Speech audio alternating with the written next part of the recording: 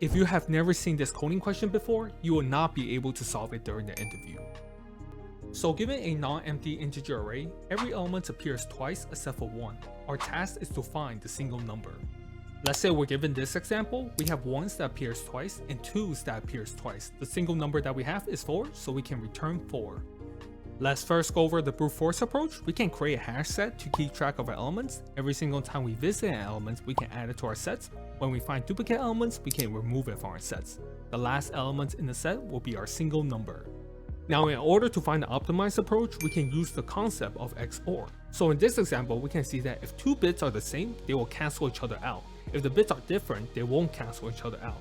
That means if we perform an XOR operation due to the input array, all the duplicate numbers is going to cancel each other out, leaving us with a single number.